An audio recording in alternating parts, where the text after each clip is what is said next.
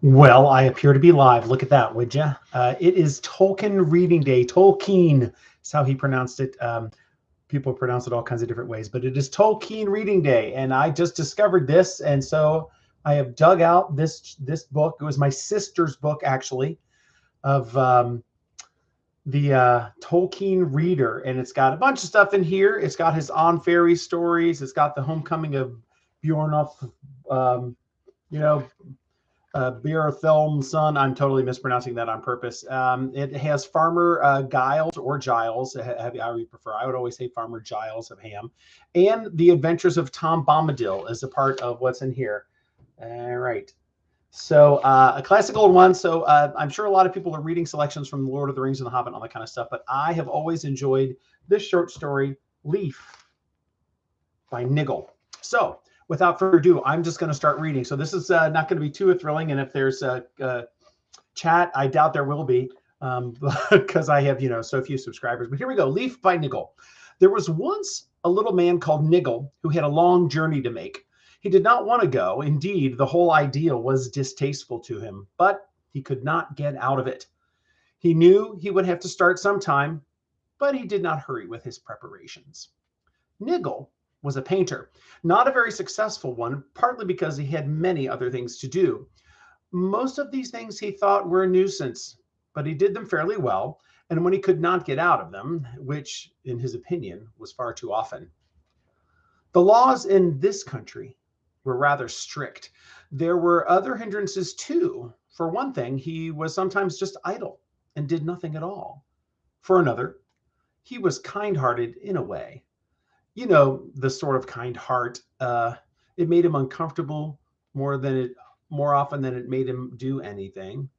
And even when he did anything, it was not to prevent him from grumbling, losing his temper, and swearing, mostly to himself. All the same, it did land him in a good many odd jobs for his neighbor, Mr. Parrish, a man with a lame leg. Occasionally, he even helped other people from further off if they came and asked him to. Also, now and again, he remembered his journey and began to pack a few things in an ineffectual way. At such times, he did not paint very much.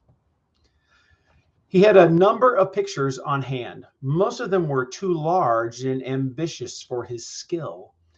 He was the sort of painter who can paint leaves better than trees. He used to spend a long time on a single leaf, trying to catch its shape, its sheen, and the glistening of the dewdrops on its edges. Yet he wanted to paint a whole tree with all of its leaves in the same style and all of them different. There was one picture in particular which bothered him.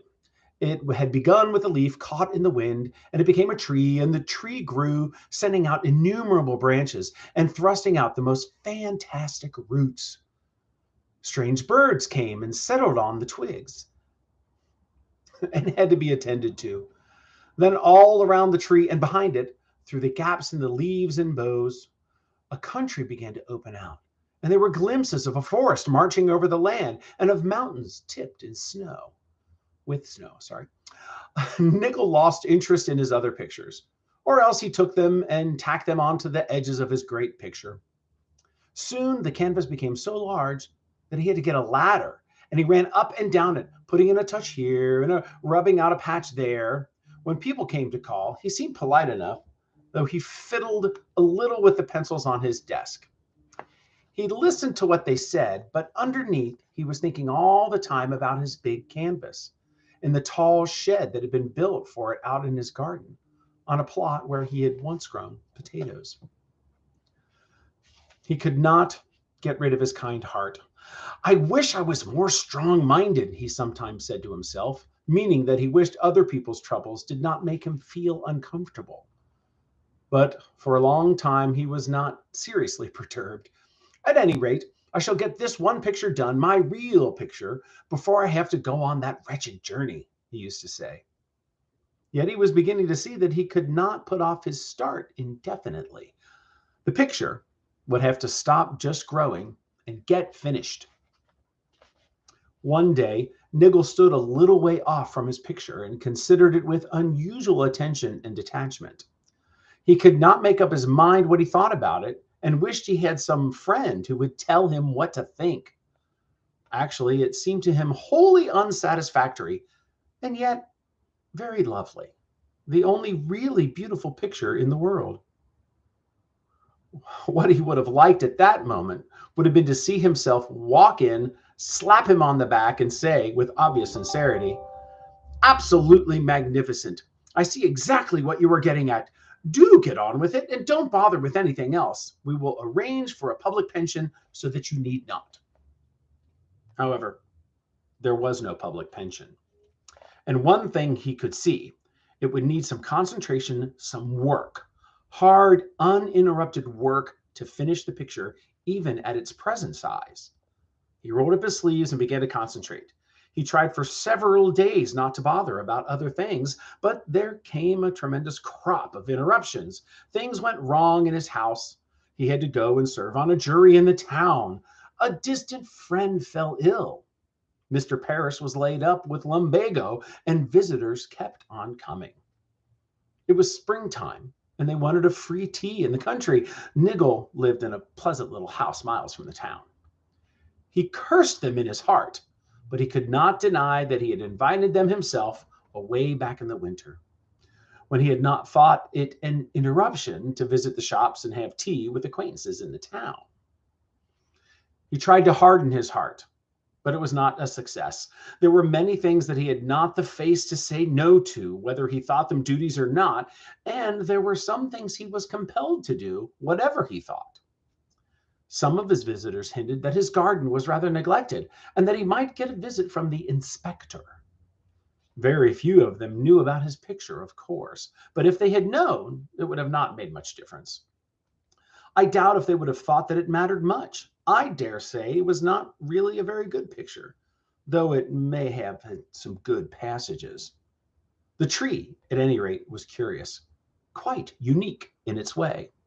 So was Niggle, though he was also a very ordinary and a rather silly man. At length, Niggle's time became really precious. His acquaintances in the distant town began to remember that the little man had got to make a troublesome journey, and some began to calculate how long at the latest he could put off starting. They wondered who would take his house and if the garden would be better kept. The autumn came, very wet and windy. The little painter was in his shed. He was up on the ladder, trying to catch the gleam of the westering sun on the peak of the snow mountain, which he had glimpsed just to the left of the leafy tip of one of the tree's branches.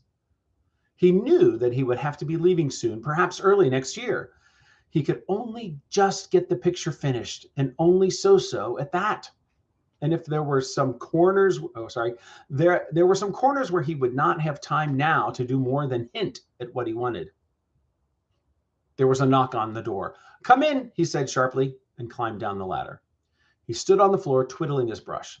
It was his neighbor, Parrish, his only real neighbor. All the other folk lived a long way off. Still, he did not like the man very much, partly because he was so often in trouble and in need of help, and also because he did not care about the painting, but was very critical about gardening. When Parrish looked at Niggle's garden, which was often, he saw mostly weeds.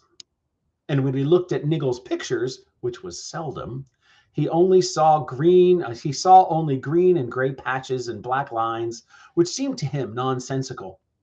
He did not mind mentioning the weeds, a neighborly duty, but he refrained from giving any opinion of the pictures. He thought this was very kind, and he did not realize that, even if it was kind, it was not kind enough. Help with the weeds, and perhaps praise for the pictures, would have been better. "Well, Parrish, what is it?" said Niggle. "I oughtn't to interrupt you, I know," said Parrish, without a glance at the picture. "You are very busy, I'm sure." Niggle had meant to say something like that himself, but he had missed his chance. All he said was, "Yes." "But I have no one else to turn to," said Parrish. "Quite so," said Niggle with a sigh. One of those sighs that are a private comment, but which are not made quite inaudible. "What can I do for you?" My wife has been ill for some days, and I am getting worried, said Parrish. And the wind has blown half the tiles off my roof, and water is pouring in on the bedroom. I think I ought to get the doctor, and the builders too, only they take so long to come. I was wondering if you had any wood and canvas you could spare, just to patch me up and see me through for a day or two. Now he did look at the picture. Dear, dear, said Nickel, you are unlucky. I hope it is no more than a cold that your wife has got. I'll come round presently and help you move the patient downstairs. Thank you very much, said Parrish rather coolly. But it is not a cold, it is a fever. I should not have bothered you for a cold. And my wife is in the bed downstairs already. I can't get up and down with trays, not with my leg. But I see you're busy. Sorry to have troubled you. I had rather hoped you might have been able to spare the time to go for the doctor, seeing how I'm placed, and the builder too, if you really have no canvas you can spare. Of course, said Niggle, though other words were in his heart, which at the moment were merely soft without feeling, at all kind. I could go. I'll go if you are really worried. I am worried, very worried. I wish I was not lame, said Parrish. So Niggle went. You see, it was awkward. Parrish was his neighbor and everyone else a long way off. Niggle had a bicycle and Parrish had not and could not ride one. Parrish had a lame leg, a genuine lame leg, which gave him a good deal of pain. That had to be remembered, as well as his sour expression and whining voice. Of course, Niggle had a picture and barely time to finish it. But it seemed that this was a thing that Parrish had to reckon with and not Niggle. Parrish, however, did not reckon with pictures, and Niggle could not alter that. Curse it, he said to himself as he got out his bicycle. It was wet and windy, and daylight was waning. No more work for me today, thought Niggle, and all the time that he was riding, he was either swearing to himself or imagining the strokes of his brush on the mountain and the spray of leaves beside it that he had first imagined in the spring. His fingers twitched on the handlebars. Now he was out of the shed, which he saw exactly the way in which to treat that shining spray, which framed the distant vision of the mountain. Let me say that again. Now he was out of the shed. He saw exactly the way in which to treat that shining spray, which framed the distant vision of the mountain. But he had a sinking feeling in his heart, a sort of fear that he would never now get a chance to try it out. Niggle found the doctor, and he left a note at the builder's. The office was shut, and the builder had gone home to his fireside. Niggle got soaked to the skin and caught a chill himself. The doctor did not set out as promptly as Niggle had done. He arrived the next day, which was quite convenient for him, as by that time there were 2 patients to deal with in neighboring houses. Niggle was in bed with a high temperature, and marvelous patterns of leaves and involved branches forming in his head and on the ceiling. It did not comfort him to learn that Mrs. Parrish had only had a cold and was getting up. He turned his face to the wall and buried himself in leaves. He remained in bed for some time. The wind went on blowing. It took away a good many more of Parrish's tiles and some of Niggle's as well. His own roof began to leak. The builder did not come. Niggle did not care, not for a day or two. Then he crawled out to look for some food. Niggle had no wife. Parrish did not come round. The rain had gotten into his leg and made it ache, and his wife was busy mopping up water and wondering if that Mr. Niggle had forgotten to call at the builder's. Had she seen any chance of borrowing anything useful, she would have sent Parrish round, leg or no leg, but she did not, so Niggle was left to himself. At the end of a week or so, Niggle tottered out to his shed again. He tried to climb the ladder, but it made his head giddy. He sat and looked at the picture, but there were no patterns of leaves or visions of mountains in his mind that day. He could have painted a far-off view of a sandy desert, but he had not the energy. Next day he felt a good deal better. He climbed the ladder and began to paint. He had just begun to get into it again when there came a knock at the door. Damn, said Niggle. but he might just as well have said, "Come in," politely, for the door opened all the same. This time, a very tall man came in, a total stranger. "This is a private studio," said Niggle. "I am busy. Go away." "I am an inspector of houses," said the man, holding up his appointment card so that Niggle on his ladder could see it. "Oh," he said. "Your neighbor's house is not satisfactory at all," said the inspector. "I know," said Niggle. "I took a note to the builders a long time ago, but they have never come. Then I have been ill." "I see," said the inspector. "But you are not ill now." "But I'm not a builder. Parish ought to make a complaint to the town council and get help from the emergency service." "They are busy with worse damage than any up here," said the inspector. "There has been a flood in the valley and many families are homeless. You should have helped your neighbor to make temporary repairs and prevent the damage from getting more costly to mend than necessary. That is the law.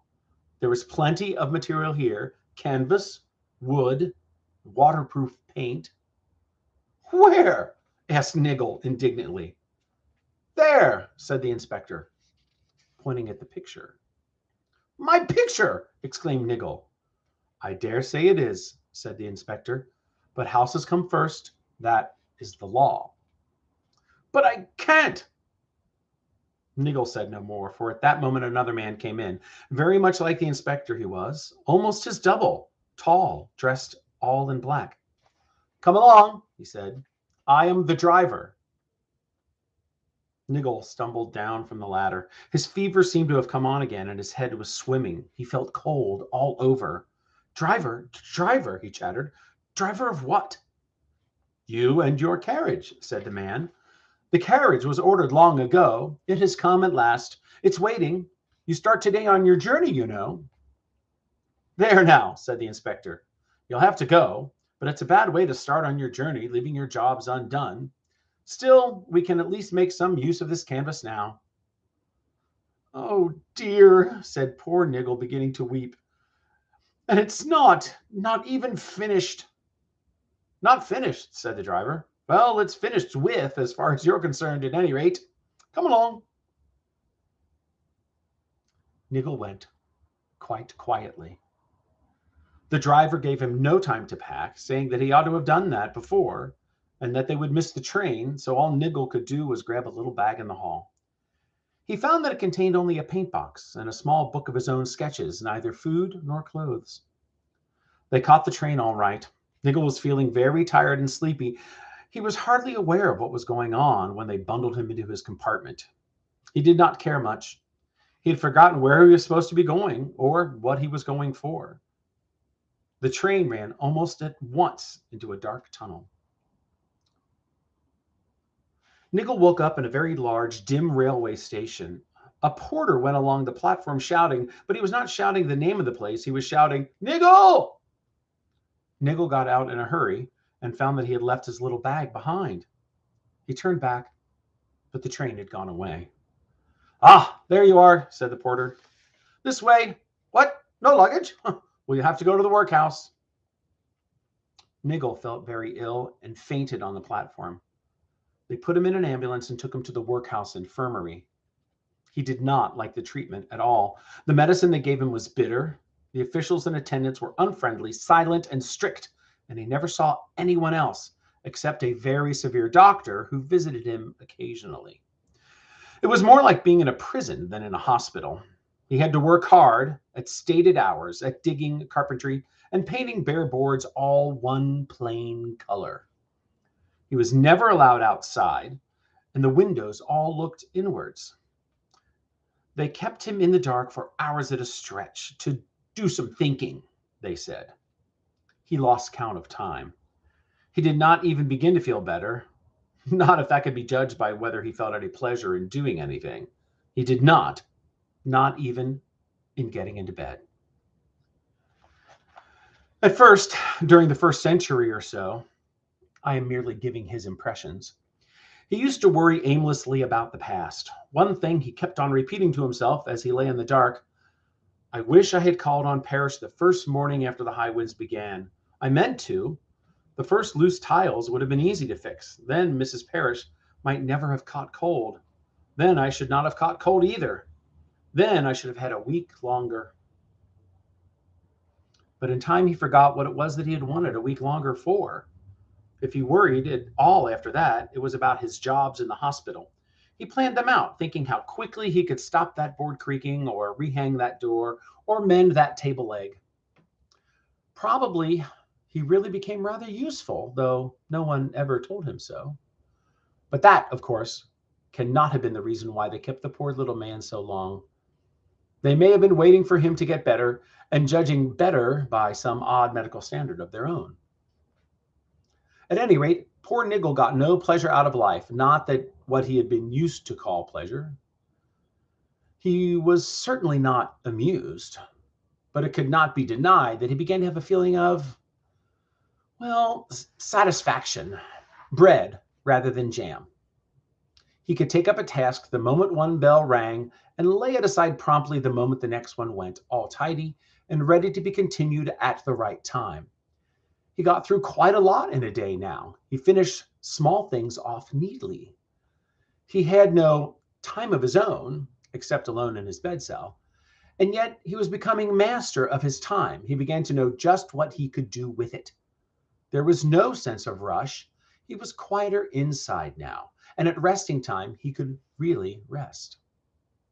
Then suddenly they changed all his hours. They hardly let him go to bed at all. They took him off carpentry altogether and put him at plain digging day after day. He took it fairly well. It was a long while before he even began to grope in the back of his mind for the curses that he had practically forgotten. He went on digging till his back seemed broken, his hands were raw, and he felt that he could not manage another spadeful. Nobody thanked him, but the doctor came and looked at him. "Knock off," he said. "Complete rest. In the dark." Niggle was lying in the dark, resting completely, so that, as he had not been either feeling or thinking at all, he might have been lying there for hours or for years, as far as he could tell. But now he heard voices, not voices that he had ever heard before. There seemed to be a medical board or perhaps a court of inquiry going on close at hand, in an adjoining room with the door open, possibly, though he could not see any light. "Now the Niggle case," said a voice, a severe voice, more severe than the doctor's. "What was the matter with him?" said a second voice, a voice that you might have called gentle, though it was not soft. It was a voice of authority and sounded at once hopeful and sad. What was the matter with Niggle? His heart was in the right place. "Yes, but it did not function properly," said the first voice, "and his head was not screwed on tight enough. He hardly ever thought at all. Look at the time he wasted, not even amusing himself. He never got ready for his journey. He was moderately well off, and yet he arrived here almost destitute and had to be put in the pauper's wing. A bad case, I am afraid. I think he should stay some time yet." "It would not do him any harm, perhaps," said the second voice. "But of course he is only a little man. He was never meant to do anything very much, and he was never very strong. Let us look at the records. Yes, there are some favorable points, you know." "Perhaps," said the first voice, "but very few that will really bear examination."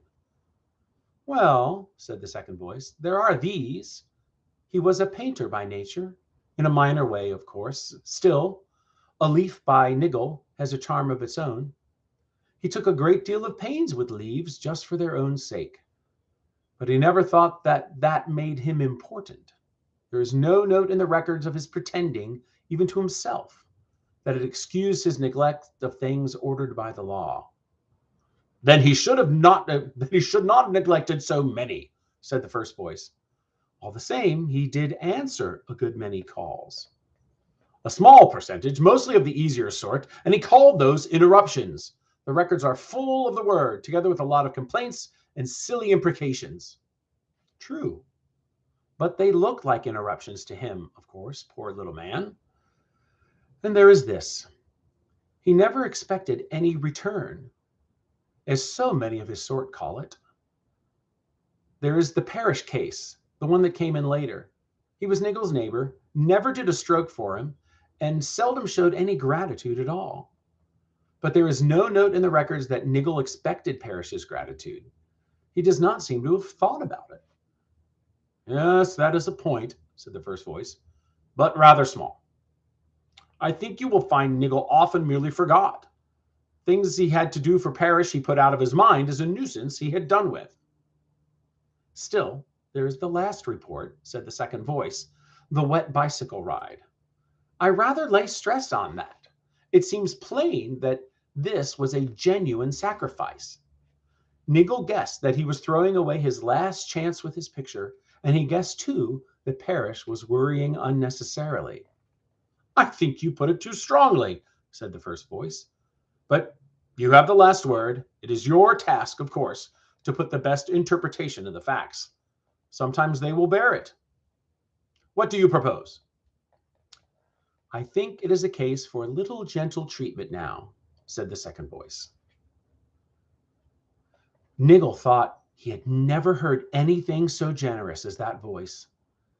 It made gentle treatment sound like a load of rich gifts and the summons to a king's feast. Then suddenly, Niggle felt ashamed. To hear that he was considered a case for gentle treatment overwhelmed him and made him blush in the dark.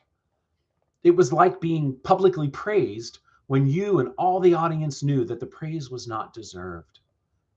Niggle hid his blushes in the rough blanket. There was a silence. Then the first voice spoke to Niggle quite close. You have been listening, it said. Yes, said Niggle. Well, what do you have to say? Could you tell me about Parrish? Said Niggle. I should like to see him again. I hope he's not very ill. Can you cure his leg? It used to give him a wretched time, and please don't worry about him and me. He was a very good neighbor and let me have excellent potatoes, very cheap, which saved me a lot of time. Did he? Said the first voice. I'm glad to hear it. There was another silence. Niggle heard the voices receding. Well, I agree, he heard the first voice say in the distance. Let him go to the next stage. Tomorrow, if you like. Niggle woke up to find that his blinds were drawn and his little cell was full of sunshine. He got up and found that some comfortable clothes had been put out for him, not hospital uniform. After breakfast, the doctor treated his sore hands, putting some salve on them that healed them at once. He gave Niggle some good advice and a bottle of tonic in case he needed it. In the middle of the morning, they gave Niggle a biscuit and a glass of wine, and then they gave him a ticket. You can go to the railway station now, said the doctor. The porter will look after you. Goodbye. Niggle slipped out of the main door and blinked a little. The sun was very bright. Also, he had expected to walk out into a large town to match the size of the station, but did not. He was on the top of a hill, green, bare, swept by a keen, invigorating wind. Nobody else was about, and away down under the hill, he could see the roof of the station shining. He walked downhill to the station briskly, but without hurry. The porter spotted him at once. This way, he said, and led Niggle to a bay, in which there was a very pleasant little local train standing, one coach and a small engine, both very bright, clean, and newly painted. It looked as if this was their first run. Even the track that lay in front of the engine looked new. The rails shone, the chairs were painted green, and the sleepers gave off a delicious smell of fresh tar in the warm sunshine. The coach was empty. Where does this train go, porter? Asked Niggle. I don't think they've fixed the name yet, said the porter, but you'll find it right. He shut the door. The train moved off at once. Niggle lay back in his seat. The little engine puffed along in a deep cutting with high green banks roofed with a blue sky. It did not seem very long before the engine gave a whistle, the brakes were put on, and the train stopped. There was no station and no signboard, only a flight of steps up the green embankment. At the top of the steps, there was a wicket gate in a trim hedge. By the gate stood his bicycle, at least it looked like his, and there was a yellow label tied to the bars with Niggle written on it in large black letters. Niggle pushed open the gate, jumped on the bicycle, and went bowling downhill in the spring sunshine. Before long, he found that the path on which he had started had disappeared, and the bicycle was rolling over a marvelous turf. It was green and close, and yet he could see every blade distinctly. He seemed to remember having seen or dreamed of that sweep of grass somewhere or other. The curves of the land were familiar somehow. Yes, the ground was becoming level, as it should, and now, of course, it was beginning to rise again. A great green shadow came between him and the sun. Niggle looked up and fell off his bicycle. Before him stood the tree, his tree, finished. If you could say that of a tree that was alive, its leaves opening, its branches growing and bending in the wind that Niggle had so often felt or guessed and had so often failed to catch. He gazed at the tree, and slowly he lifted his arms and opened them wide. "It's a gift," he said. He was referring to his art and also to the result, but he was using the word quite literally. He went on looking at the tree. All the leaves he had ever labored at were there, as he had imagined them rather than as he had made them. And there were others that had only budded in his mind, and many that might have budded if only he had the time. Nothing was written on them. They were just exquisite leaves, yet they were dated, as clear as a calendar. Some of the most beautiful and the most characteristic, the most perfect examples of the Niggle style were seen to have been produced in collaboration with Mr. Parrish. There was no other way of putting it. The birds were building in the tree, astonishing birds. How they sang! They were mating, hatching, growing wings, and flying away, singing into the forest, even while he looked at them. For now he saw that the forest was there too, opening out on either side and marching away into the distance. The mountains were glimmering far away. After a time, Niggle turned towards the forest, not because he was tired of the tree, but he seemed to have got it all clear in his mind now and was aware of it and of its growth, even when he was not looking at it. As he walked away, he discovered an odd thing. The forest, of course, was a distant forest, yet he could approach it, even enter it, without its losing that particular charm. He had never before been able to walk into the distance without turning it into mere surroundings. It really added a considerable attraction to walking in the country because as you walked, new distances opened out so that you now had double, treble, and quadruple distances, doubly, trebly, and quadruply enchanting. You could go on and have a whole country in a garden or in a picture, if you preferred to call it that. You could go on, but not perhaps forever. There were the mountains in the background. They did get nearer very slowly. They did not seem to belong to the picture, or only as a link to something else, a glimpse through the trees of something different, a further stage, another picture. Niggle walked about, but he was not merely pottering. He was looking round carefully. The tree was finished, though not finished with. Just the other way about to what it used to be, he thought. But in the forest, there were a number of inconclusive regions that still needed work and thought. Nothing needed altering any longer. Nothing was wrong as far as it had gone, but it needed continuing up to a definite point. Niggle saw the point precisely in each case. He sat down under a very beautiful distant tree, a variation of the great tree, but quite individual, or it would be with a little more attention. And he considered where to begin work and where to end it, and how much time was required. He could not quite work out his scheme. "Of course," he said, "what I need is Parrish. There are lots of things about earth, plants, and trees that he knows and I don't. This place cannot be left just as my private park. I need help and advice. I ought to have got it sooner." He got up and walked to the place where he had decided to begin work. He took off his coat, Then down in a little sheltered hollow hidden from a further view, he saw a man looking round, rather bewildered. He was leaning on a spade, but plainly did not know what to do. Niggle hailed him. "Parish!" he called. Parish shouldered his spade and came up to him. He still limped a little. They did not speak, just nodded as they used to, passing in the lane, but now they walked about together, arm in arm. Without talking, Niggle and Parish agreed exactly where to make the small house and garden, which seemed to be required. As they worked together, it became plain that Niggle was now the better of the two at ordering his time and getting things done.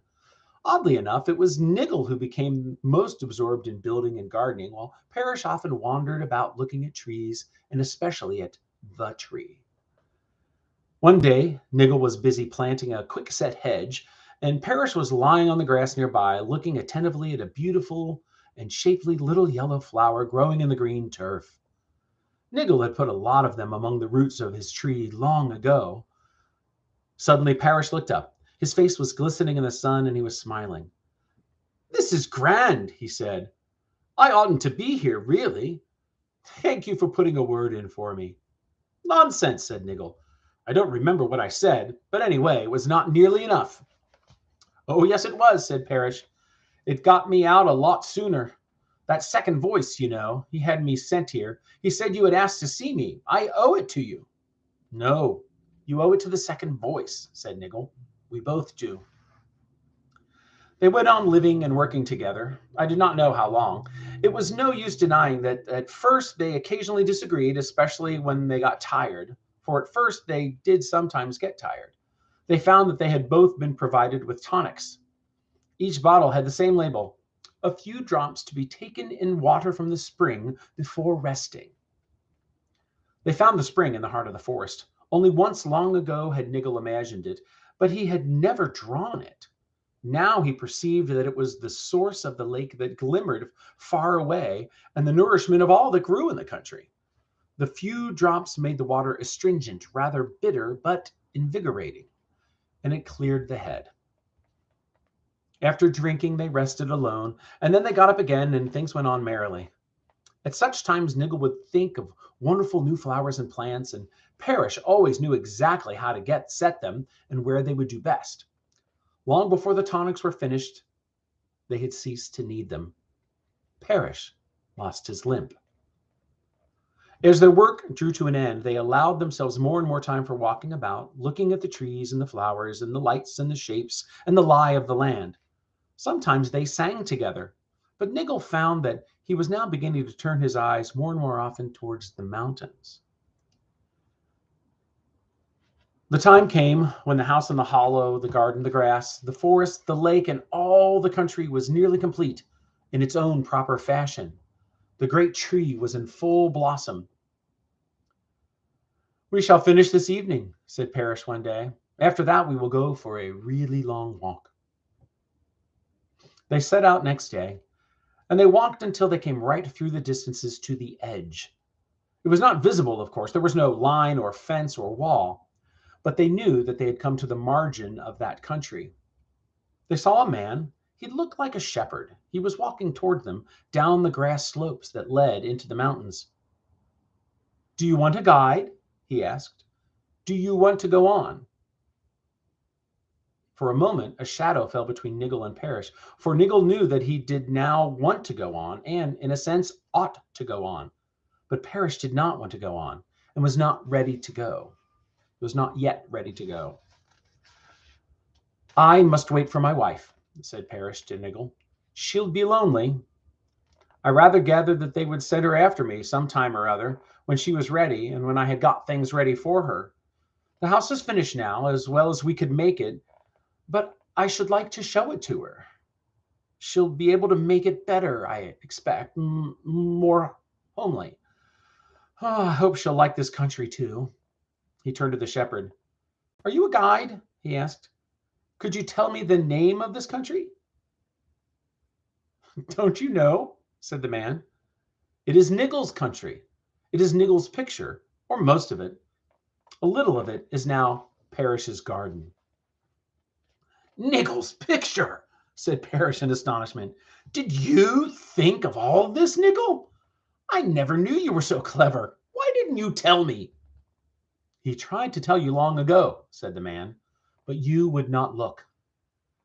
He had only got canvas and paint in those days, and you wanted to mend your roof with them. This is what you and your wife used to call Niggle's nonsense, or that daubing. But it did not look like this then, not real, said Parrish.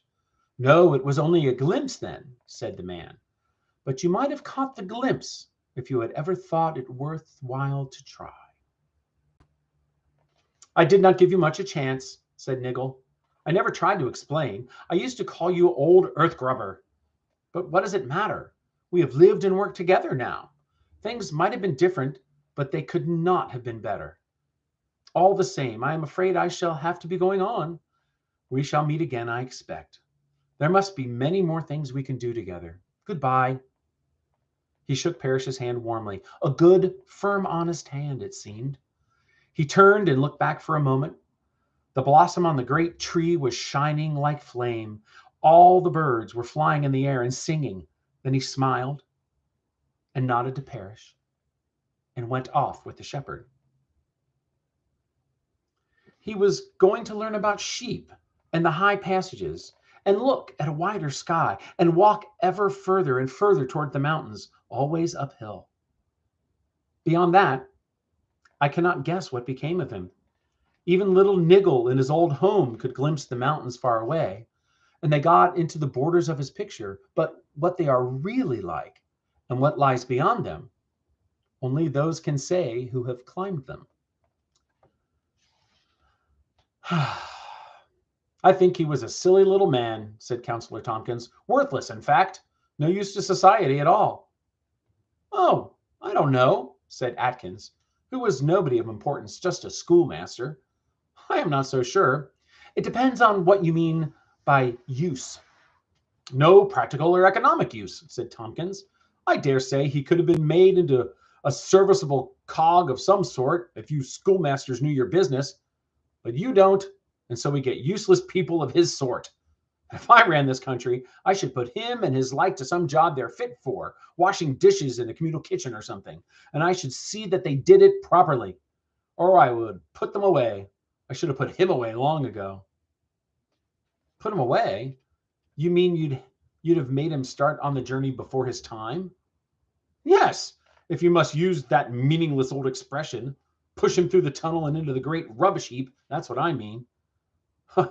Then you don't think painting is worth anything? Not worth preserving or improving or even making use of? Well, of course painting has its uses, said Tompkins, but you couldn't make use of his painting. There is plenty of scope for bold young men not afraid of new ideas and new methods. None for this old-fashioned stuff. Private daydreaming. He could not have designed Sorry, it's in the crack there. He could not have designed a telling poster to save his life, always fiddling with leaves and flowers. I asked him why once. He said he thought they were pretty. Can you believe it? He said, pretty. What? Digestive and genital organs of plants? I said to him. And he had nothing to answer. Silly footler. Footler, sighed Atkins.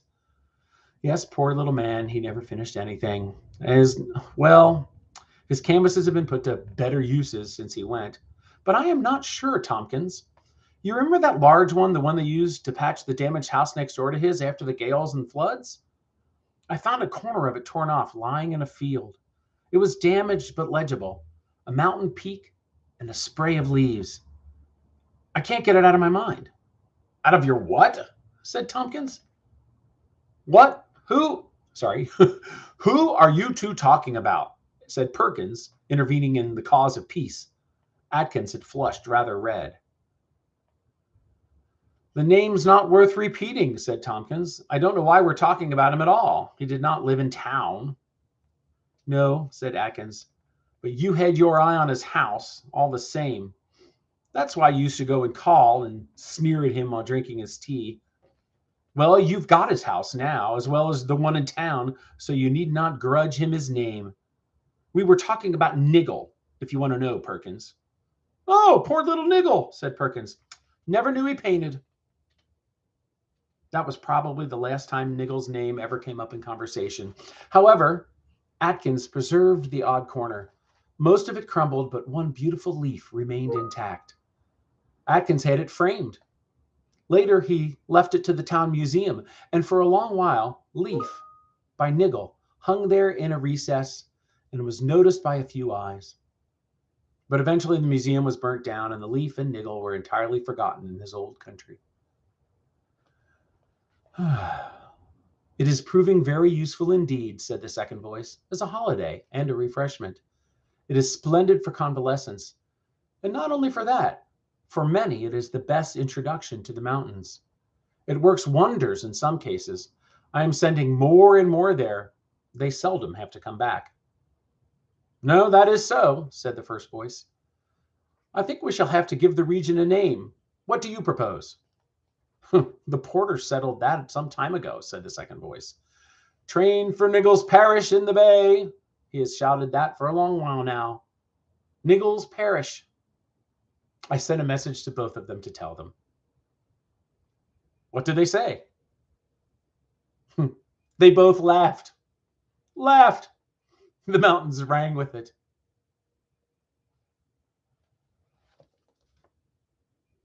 And that is Leaf by Niggle. All right. It's a work day. I have work to do. I'm going to see you. Take care, y'all. If I can figure out, oh, there's the button. End the stream.